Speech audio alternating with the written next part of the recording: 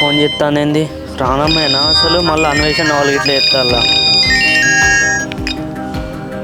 Hello Ramu. రానమ్మా.